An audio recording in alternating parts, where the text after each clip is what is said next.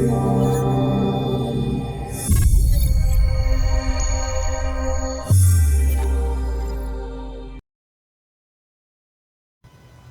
right, everybody, ding, ding, ding. We are back at it again. This is Ringside Presents Corner Confessions, and I am your bruh, Troy Vaughn, also known as Trey Amazing, your favorite part-time stripper, part-time megachurch pastor, but full-time dating commentator. And this is an extra special interview today. This is someone whom I've admired for a very long time. She was extremely instrumental on my thesis committee when I was in grad school, and she has been a true inspiration behind the reason why I got in public health to begin with. She is a global icon. She is a true definition of an Atlanta influencer, and I am here to Miss Dazon Dixon Diallo. Thank you so much for appearing today. Thank you. This is exciting. I'm just, hey Troy.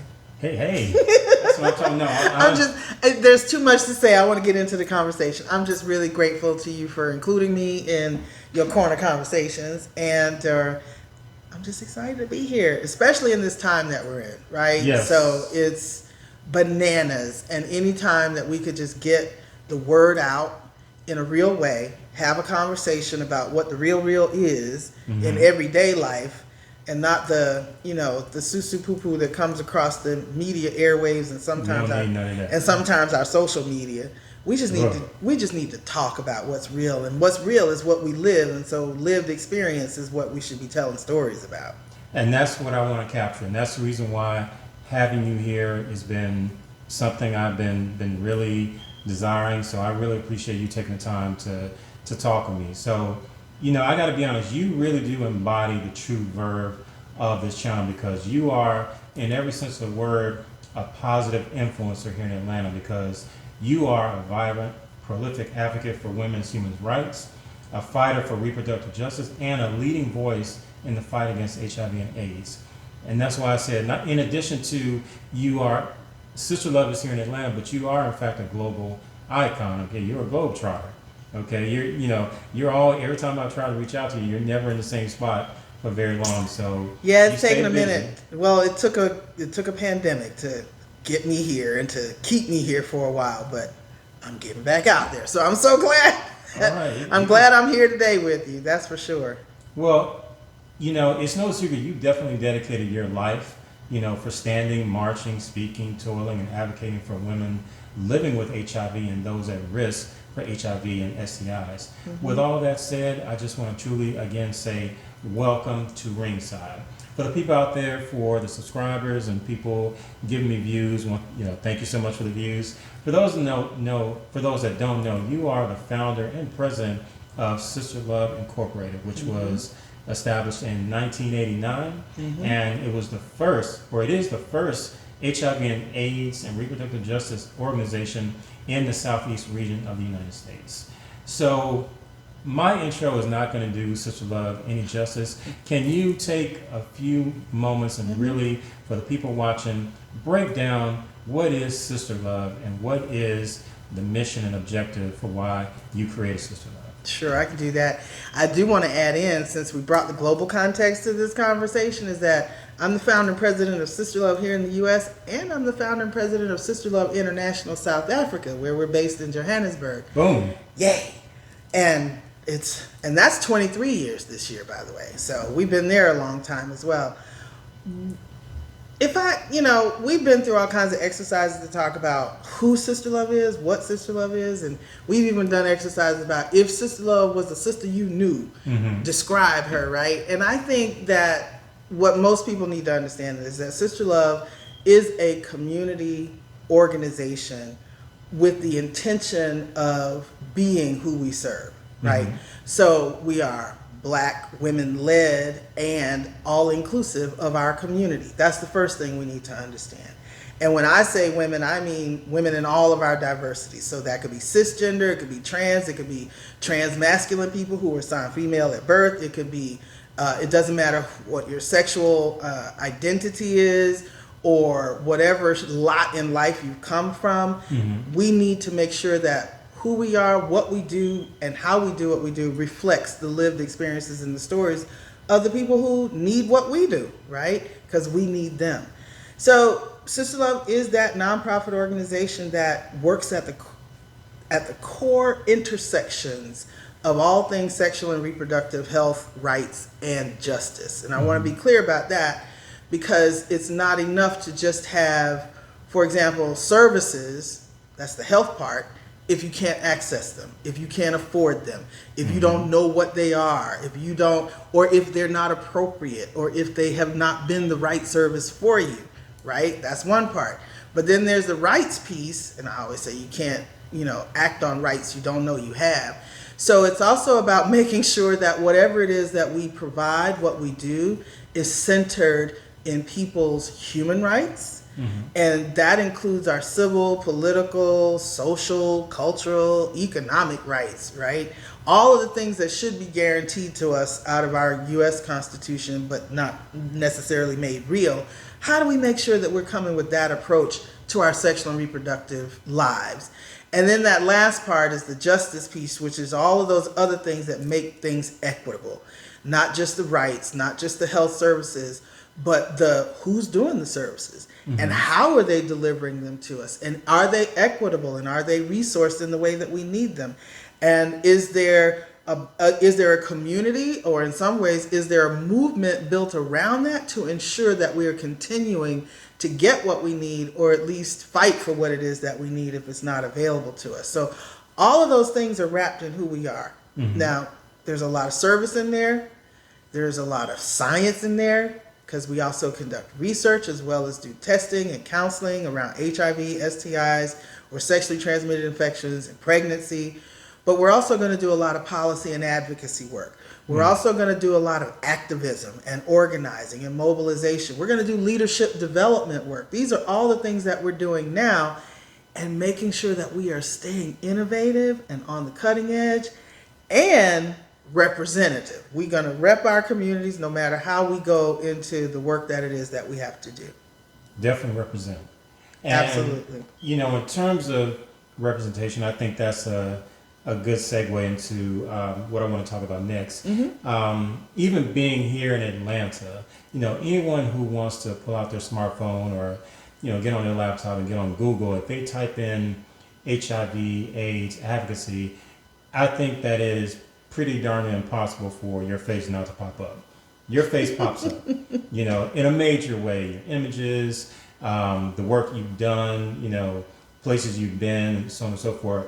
So, well, let me just say, we got a really amazing digital operations manager who knows how to work those SEOs. Trust and believe. Whoever that person is, man, you need to take them out to PF Chang, or you need to do something. They deserve a bonus. But take them to Africa. That's what we're gonna do. Hey, even better. Even better. I'm with that. I know they are on their JO. No doubt they are doing it, because your face is, just emblematic of this advocacy. Being here in Atlanta, we know, I've known for a very long time, Atlanta can be a hotbed for transmission. The rates are, very concerning for a lot of people. Atlanta, of course, is made up of different areas. As far as some of the rates and the stats, some of that can get kind of boring. But for the people out there who may be new to Atlanta, and interested in this subject matter, what can you provide in terms of information, stats on HIV rates here in Atlanta and areas that are maybe most affected? Yeah. So, what's interesting about talking numbers and talking data or statistics is that by the time I'm giving you the rates and the information about what the current data is, it's already 2 and 3 years old, right? So what I think people need to know most about HIV, especially in Atlanta, is some of the latest stuff in terms of the trends that we're noticing. And I want that to be what we drive home, right? So what I think is important to know, for example, is that we currently have a national ending the epidemic. And I put that in quotes because I don't yet believe that plan that's on the table is the one that's going to get us to the end of HIV. But what is important is that they've taken the epidemiological science and they have figured out that there are about 57 counties in this whole country that drive more than half of the epidemic. And that if we can just turn that down, right, take those 57 counties across the country and get as close to zero new infections as possible, then we might be winning, right? How about Metro Atlanta is 4 out of those 57 counties? Number I think 4?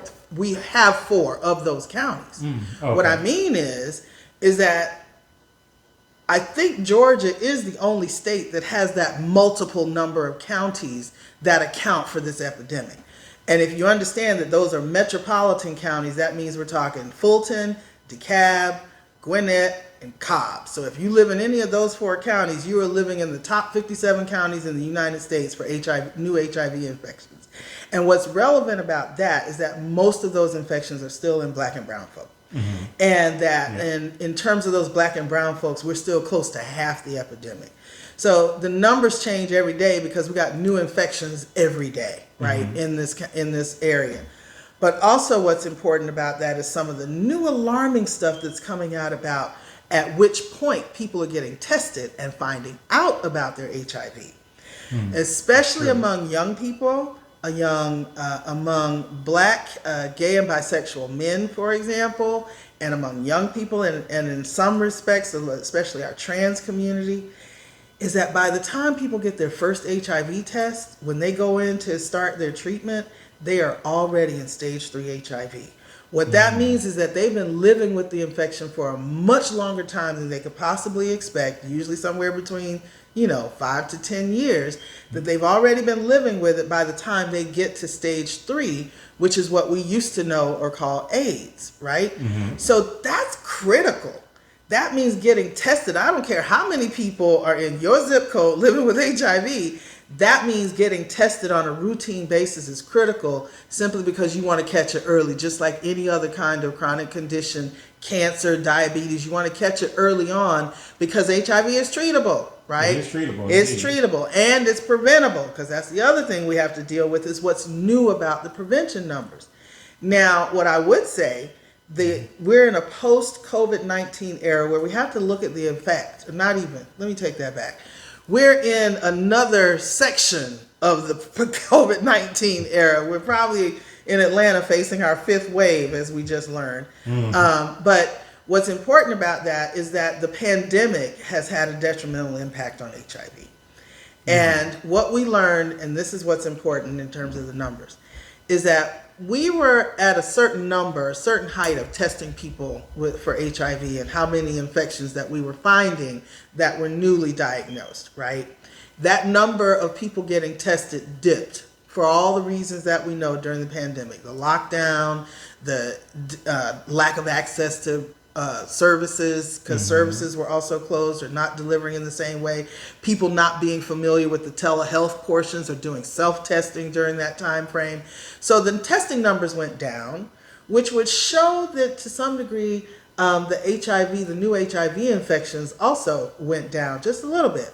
But that might be a false assumption, because what we now know is that as we come back to testing almost at the same levels as we were testing before the pandemic started, we're actually seeing double the new infections that we were seeing at the same testing level. Does that make sense? So we're testing about the same, but we're finding new HIV infections. So that meant that all of that lockdown time that we thought we were safe from one thing, we weren't safe from the other thing, meaning COVID versus HIV.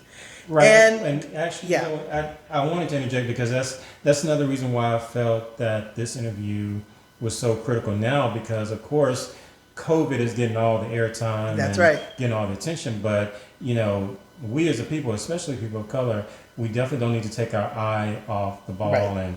And HIV and AIDS, it hasn't gone anywhere. Right. It's still very much out there, and it's still something that is preventable and treatable.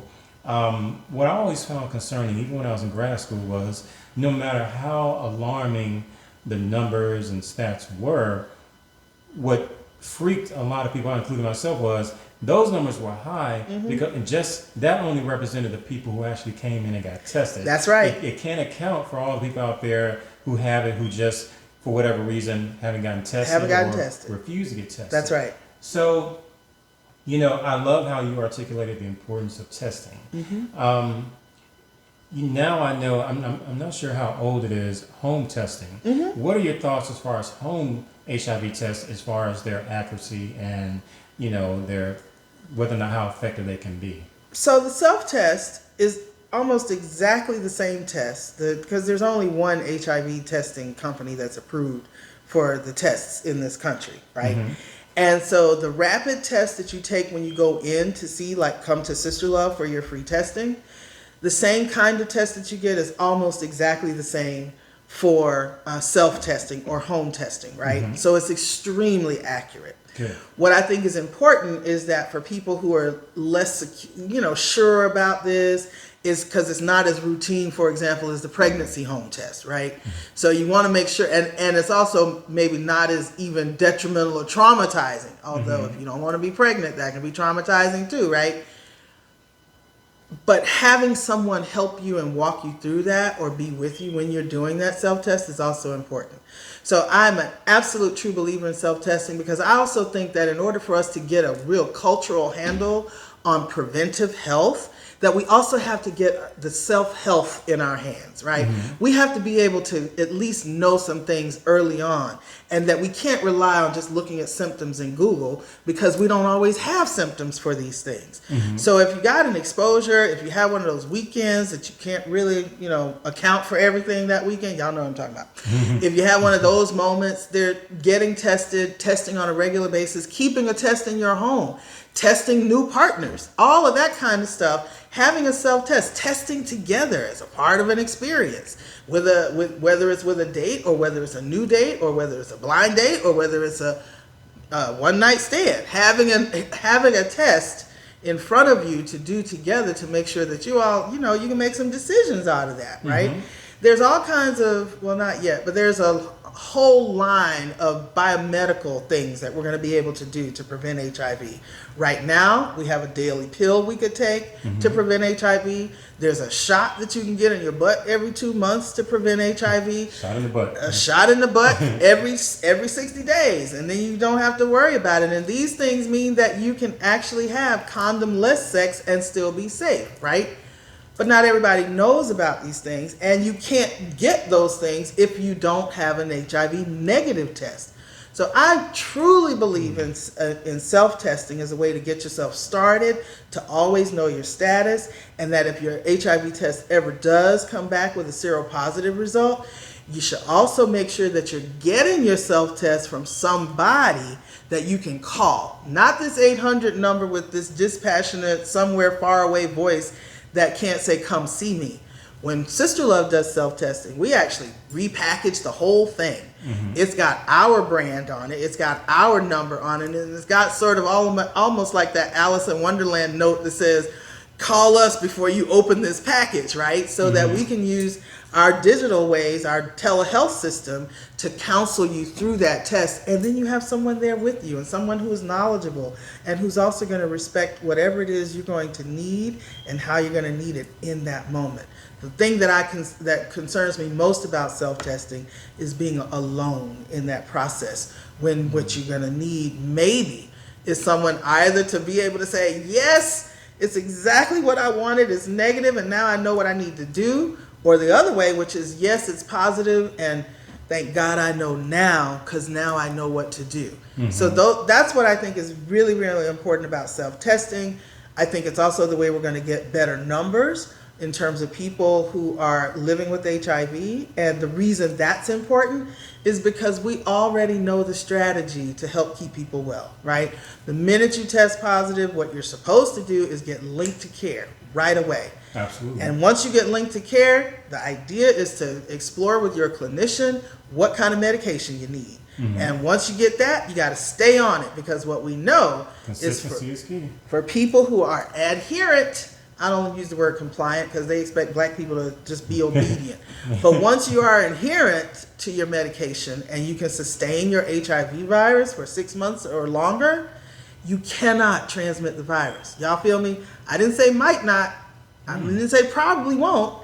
I said cannot. You are incapable, because there's not enough virus, because your virus is under control, and there's not enough for you to give to somebody else. That's so much power in your hands to know that I know my status, I'm taking care of my status, which means I'm also taking care of the people I love.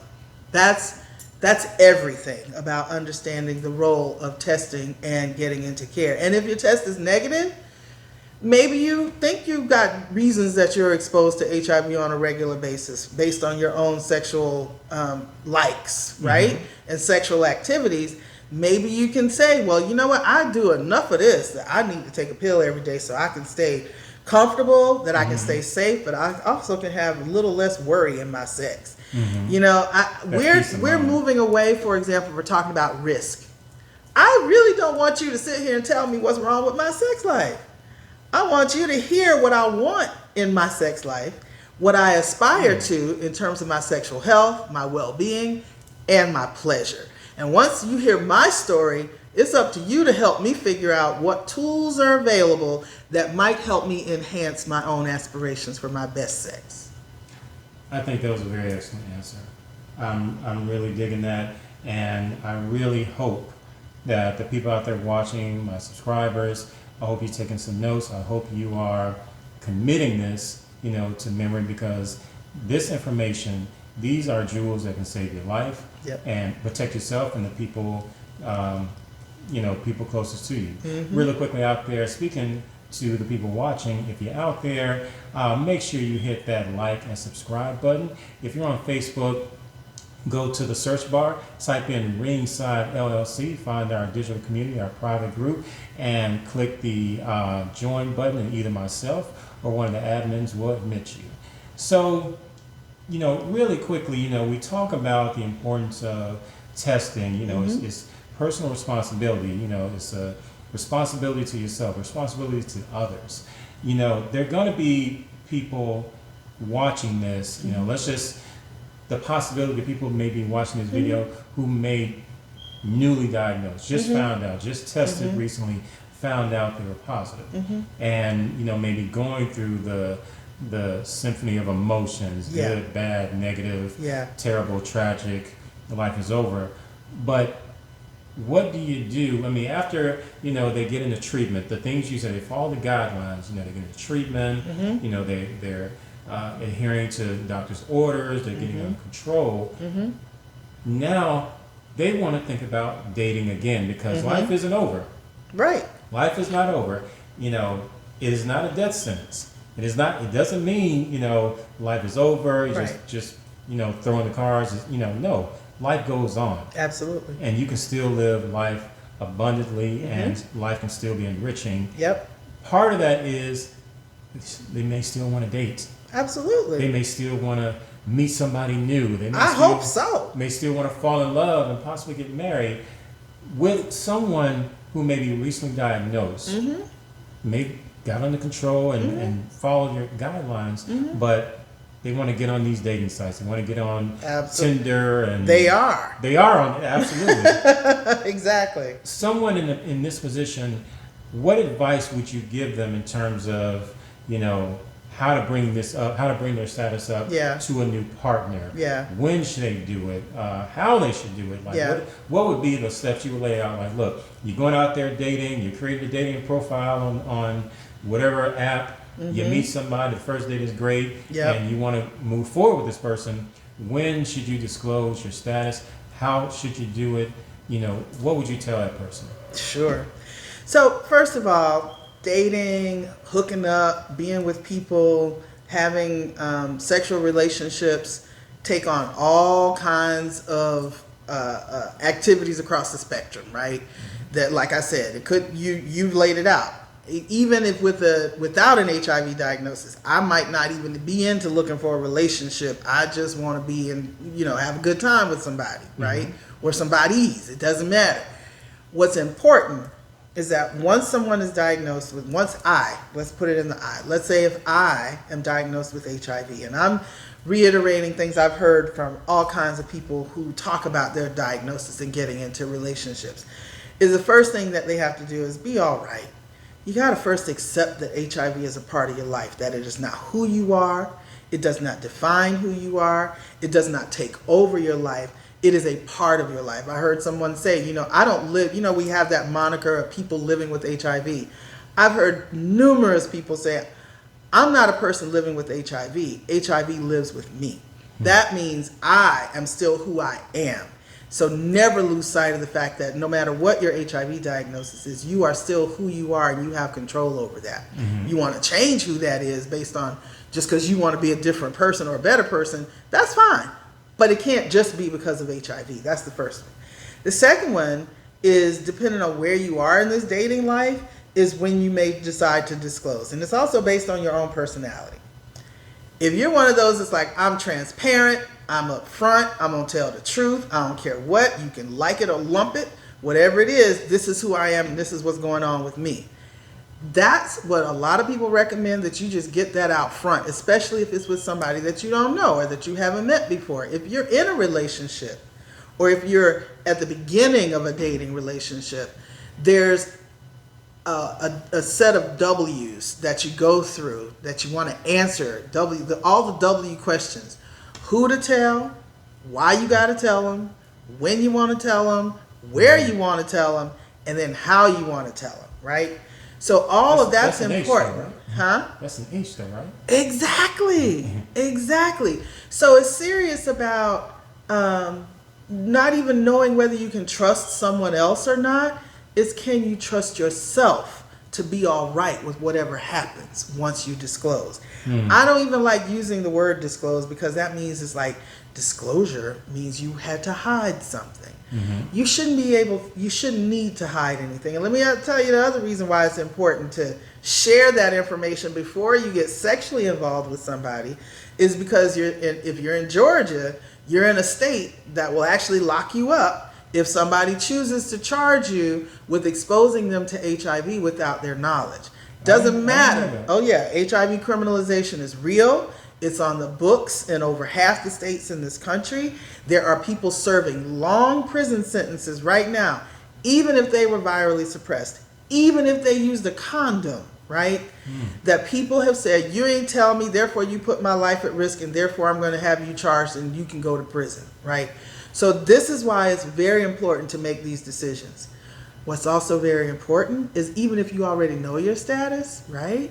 Remember how I told you doing that self-test and doing it together? I've heard and I've learned that people who are dating for the first time and they want their partner to get tested so that they can know their status, is that they go ahead and have a couples testing session, whether it's self-testing or they come in. That person may already know their status. That's okay. This is a moment where you two can both discover your status at the same time and then have that conversation. There's a thing that I say all the time. If you just tell me the truth, then I have choices. That's right. If you don't tell me the truth, you have choice. all the power and I have none, right? So if I can't tell you in this way, I'm going to figure out a way for you to find out so that you can have my truth and then you can make choices. And I'm going to have to learn how to not take that personal, because people are in their own space around HIV and it has nothing to do with you if you're living with HIV. It has to do with them and their lack of compassion, their lack of information, their lack of understanding, as well as they're dealing with their own fears around having sex with somebody who has a different health care condition than they do. No, you're absolutely right. Well, number one, I didn't realize that. I didn't realize that in Georgia you can you can straight up report them to the police and file charges. Absolutely. We are working it through. It's getting better. There are states on a regular basis that are decriminalizing HIV, right? Or at least they're not exceptionalizing, because there are states that actually you can get charged with fines if you have a sexually transmitted disease and don't tell somebody, right? So these things are real. That's why y'all need to know. You don't have to be a lawyer to know what your rights are and what your risks are in terms of the law. It's the same way when we talk about how to talk to our young people when they're in a car, and all the things they need to know when they become engaged with the law. It's the same thing of all the things you need to know when you're about to be engaged with somebody around your sexual behaviors, and HIV might be a factor. And there it is. I think that's a great way to close this out. You taught me some things I didn't know. I was going to say, before you close it out, though, I think the center of all of this is that no matter what, and even Einstein says this, beyond the E equals MC squared and the, you know, the law of physics and all of that, the most powerful universal energy in the entire universe is love. It's love. And so you have to approach this with love, loving yourself, loving the other person with enough understanding that they are going to receive you however they need to, and that is not about you. And the other part is that you have to give your information with that same love and understanding. You're not going to throw it at them so that they don't feel caught off guard. You know, you might want to probe them with some questions about what they already know, but you want to make sure that your moment to tell somebody about all your situations, there are lots of secrets that we keep that may have impact on our sex lives. Don't just think about HIV. If you've been sexually assaulted, if you've been violated, if you've been in a violent relationship before, if you've had childhood traumas, right? You gotta be in a place in your own self where telling that part of your story helps you understand where that other person may come in terms of being there for you and with you, no matter what kind of date y'all about to have. Now that's what I'm talking about. That ain't just one jewel. That is a diamond of knowledge and enlightenment. My beautiful Spelman sister, Dr. Dazon Dixon Diallo. For the people that want to follow you and want to, you know, everybody out there, if you look above, you will see the SisterLove website. But for the people that want to, you know, follow you on social media or learn more about you and, you know, maybe other appearances, sure, where can they find you? Where can they get in contact Absolutely. with you? So I am Dazon Dixon Diallo on Facebook. I am at Dazon Diallo on Twitter, and I think it's just my initials and my last name, DD Diallo, on Instagram. Y'all, I'm going to get better with the IG over time. I'm still trying to get better. Yeah. And there is a YouTube channel at Dazon Diallo. That's to be coming soon with actual content. But what I think people should also know is that I host a weekly radio show called Sisters Time Women Speak, locally on WRFG Atlanta 89.3 FM, but you can also stream us on the web at wrfg.org and on our app, WRFG. So, and if you listen to any of the radio streams like iHeartRadio or TuneIn, we are streaming on those and on Mixcloud. So find me every week, Thursdays at 6 p.m. Atlanta time.